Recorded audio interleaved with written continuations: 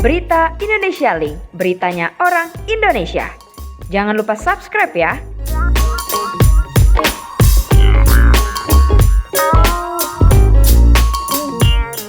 Ini pengalaman Ke tengah aja, Fon.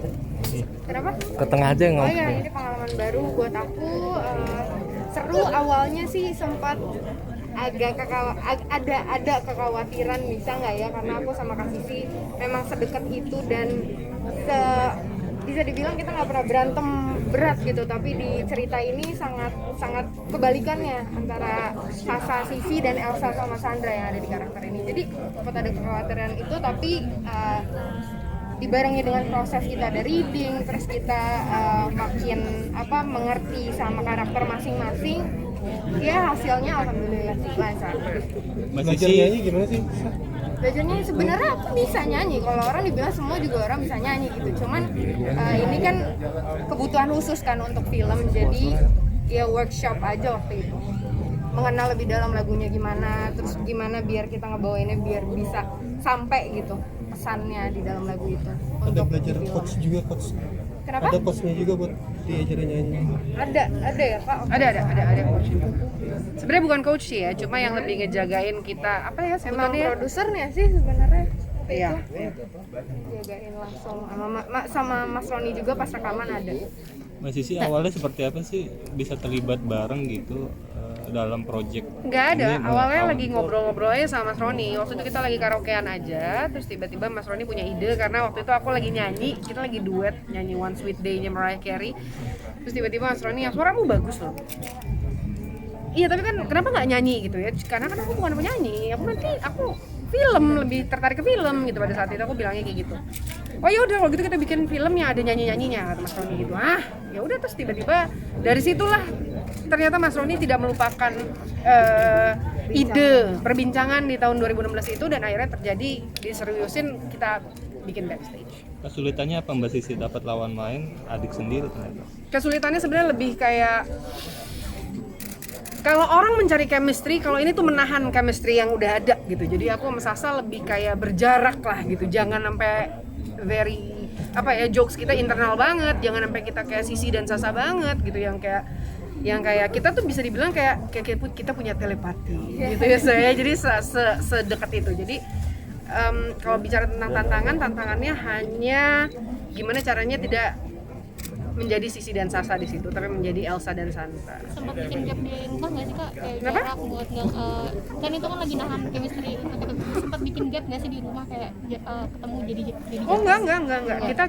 Kita belajar yang begitu masuk set kita menjadi Sandra dan Elsa, tapi begitu kita udah sampai rumah, saat selesai kita pulang udah jadi Sisi dan Sasa lagi. Kalau Dan karakternya sendiri dari Sisi dan Sasa ini sama diri sendiri aslinya, yang perbedaannya di mana aja? Atau Elsa dan Sandra. Elsa dan Sandra. kalau Sandra dulu deh, Sasa yang jawab.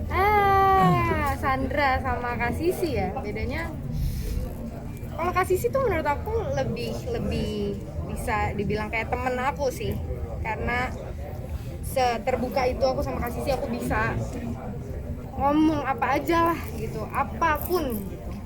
Dan Kak Sisi juga menanggapinya ya kayak teman gitu. Cuman kalau Sandra kayaknya lebih kayak kakak gitu lah, lebih ada jarak gitu ya. Ya, Kayak kakak yang mengemong adik gitu. Gini contohnya, misalnya kalau Sandra itu misalnya nih ya, Elsa ingin sesuatu, dia akan pikirin sampai oke, bisa gitu. Bukan, maksudnya kayak iya boleh, nggak apa-apa silahkan. Tapi kalau Sisi, Sasa ingin sesuatu, gue akan tanya kenapa mau itu, buat apa gitu. Maksudnya Sisi lebih kritis aja dari Sandra gitu. Nah kalau Elsanya sendiri, Elsa itu jauh lebih manja daripada Sasa, karena Sasa tuh Sasa aja udah manja sebenarnya. Sasa juga udah manja sebenarnya, Elsa tapi jauh. Elsa tuh lebih kacau. Kalau Sasa tuh sebenarnya mandiri kok. Walaupun tetap manja kalau ada kakak. Kalau komentar Sasa dan Tuh begini aja bisa ketawa, gimana coba syuting waktu itu. Oke, komentarnya dong Kak, akan tayang di Malaysia seperti apa? Sasa silakan. Baru tahu hari ini sebenarnya, kita nggak dikasih tahu apa-apa kemarin. Bangga sih tadi pas tahu bakal tayang di Malaysia. Bangga banget, seneng, dan apa ya, emang banyak juga aku ngelihat kayak di Instagram ada beberapa orang Malaysia yang minta pengen lihat Vanessa dong gitu kayak pengen lihat film aku gitu. Nah, alhamdulillah nih salah satu film aku yang menurut aku luar biasa bagusnya bisa ditayangin di sana, ya semoga nyampe sih rasanya gitu, rasa senangnya. Ini Mereka film juga. pertama kah dari Kasisi ataupun Sasa yang tayang di Malaysia? Enggak, waktu itu Mili Mamet apa ADC ya yang tayang? Mili dan Mamet juga tayang di Malaysia. Kita juga sempat ke sana dan melihat memang antusiasme negara tetangga kita Malaysia terhadap film-film Indonesia itu ternyata luar biasa sih. Gitu sampai sekarang pun di Instagram segala macam ya masih ada gitu, maksudnya apa ya, teman-teman dari Malaysia yang suka menyapa kita juga. Kasih Pak, sudah pengen main bareng? Ketagihan project bareng lagi nggak ke depannya? Sama ya belum. Semoga ada backstage 2. Iya sih. Nggak, Iya sih. sebenarnya nggak pengen banyak juga biar kita eksklusif gitu dan lagi fokus ke film backstage ini gitu. Karena sebenarnya Sasa sama Sisi punya karakter yang sangat berbeda gitu. Jadi kalau misalnya Sasa punya caranya sendiri dalam bekerja, Sisi juga punya caranya sendiri dalam bekerja.